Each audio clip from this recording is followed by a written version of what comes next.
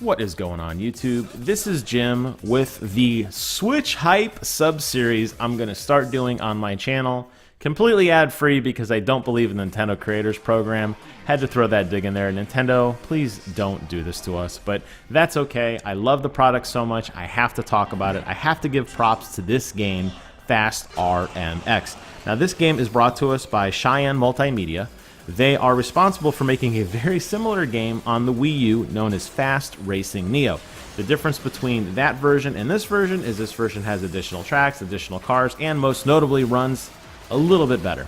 You can really kind of showcase off some of the performance that the Switch is capable of.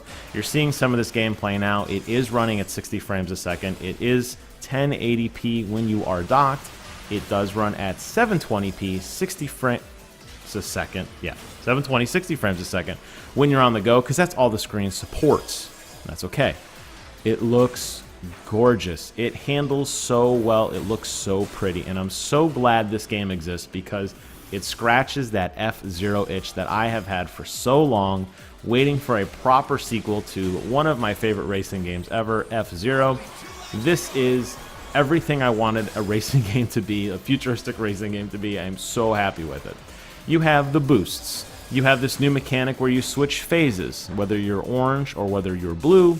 Depending on what phase you are, you get a boost as you pass over. You'll see, you just saw there, I actually didn't match the colors. You take a significant speed penalty when you don't match the colors. You get a significant speed increase when you do. It sets up for some cool little obstacles like that. In addition, later on, some of the races actually require you to use the boosts to clear gaps because it'll slow you down so much. Like there, if I did not hit the right color, I would actually fall in the ditch and die. This gets significantly more complex as more levels go on. Now, the other reason I feel it's like a spiritual successor to F-Zero is after you start to master the game, which there's not much to it, but for a $20 game, I can't complain.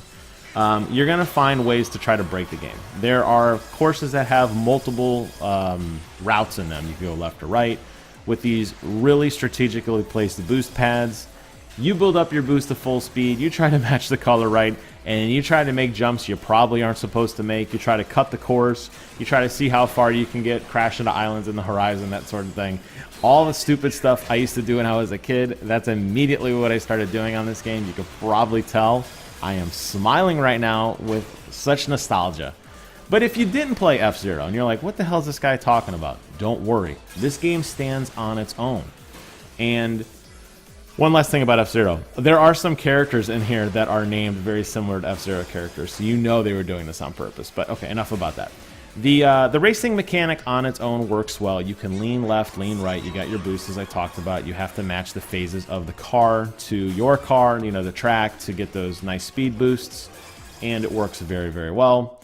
There are plenty of cars to select from with tons of different stats with like boost and acceleration. You kind of play around and find the car you like the best. Unfortunately, there are no repainting in this game. There's no like liveries or editing, so you're kind of stuck with whatever the car looks like. But I think they're all unique enough and fun enough, and to be honest, it's such a blur anyway. I don't know how much you're going to be focusing on your car as you're going to be looking in the horizon wondering what the next big turn or jump is going to do for you. The courses are gorgeous. You will go up, down, left, right. It's very good of using horizontal space, and a lot of these futuristic racing games I don't know. I don't feel like they use the course as well as this does in terms of like, it really uses a screen space, and you can look out in the horizon and see the course is going to dip and turn and, you know, swirl all around, shooting stars in the background, that kind of thing. And it's just a really pretty game because of that, and I love that the mechanics work as well as they do.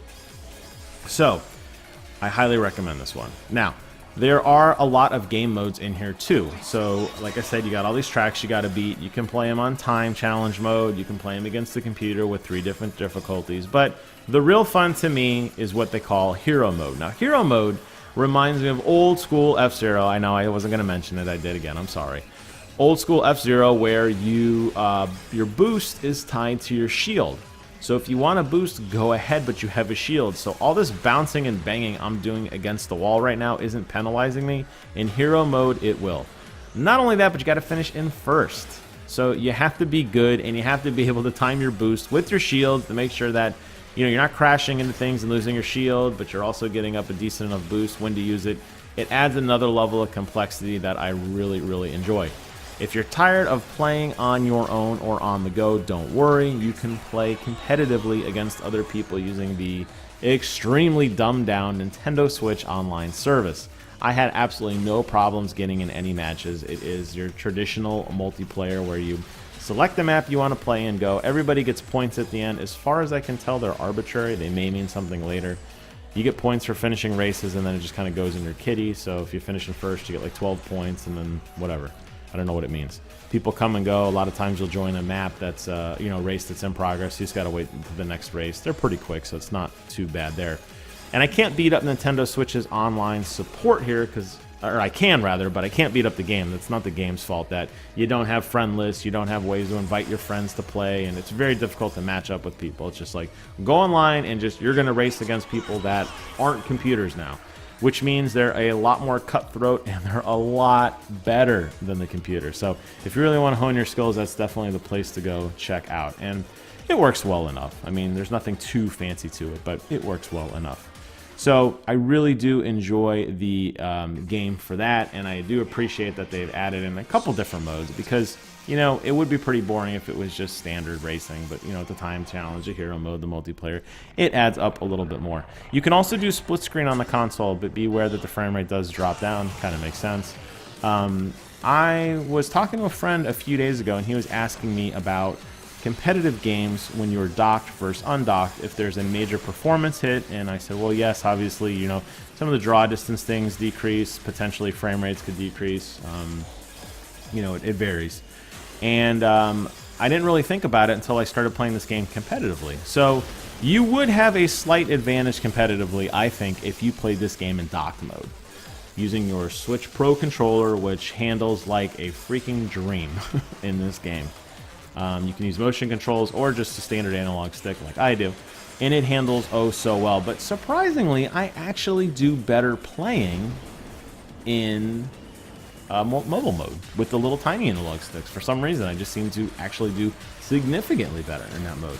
Yes, the draw distance is decreased, and I'm curious to see, this is kind of the first glimpse we've had into that. I'm curious to see how that is going to affect multiplayer in the future with other games. But it's not too bad of a disadvantage or advantage either way. Right now, just know that if you are playing on your screen, you're going to get more jaggies, and you're probably not going to see as far. Things are going to phase out a little bit, probably mostly because it's the screen smaller, but keep in mind that there will be a slight performance hit if you are playing, you know, handheld. But the trade-off for that is you really get to see these amazing Joy-Cons in motion with this advanced vibration system. Now, I made a lot of fun of the Xbox One when it was talking about the new Xbox One controller and all the motors that they put in and all the technology, and I thought that is so stupid. And I remember just over and over beating these guys up. Then I got the Pro controller, and it really changed my thoughts on... the Xbox One Elite controller. And it really changed my thoughts on what vibration can be. No longer is it just like a standard motor on-off, but it was so much different. And this game really takes advantage of the Joy-Con vibration system. Every little turn and slide, you can feel when your car is starting to give out in a turn where you're like turning, you're not, you know, you're going to lose a bite and you're kind of like sliding out. You can feel that. The vibration when you hit the boost, when you hit each individual pellet, the way it vibrates through your hand and your arm. It's hard to explain, but it really does make a positive impact on the game. And unfortunately, the Switch Pro controller just can't keep up in terms of what this controller can do, or the Joy-Cons can do, rather. The vibration system isn't as good. So keep that in mind, that you may want to try it mobile just to get that experience, because I think you're going to really enjoy it. So I've said enough about this game. Showed you guys some good gameplay, actually, where I did finish most races in first place. And, you know, unlock a new car here and move on to the next challenge. But if you have a Switch, I highly recommend you check this game out. It is called Fast RMX. You can pick it up on the Nintendo eShop for $19.99. I think it's a great game. I think you're going to enjoy it. You're going to have a lot of fun with it. Don't expect a super in-depth racing experience like you would on other games like Forza or the upcoming Gran Turismo. But I think you're going to have enough fun with this that you're going to be happy with your purchase. And yeah. So there you have it. Everything I think about this game. Thank you guys so much for watching. Get out there, play some Switch, and until next time, I will see you guys on the other side.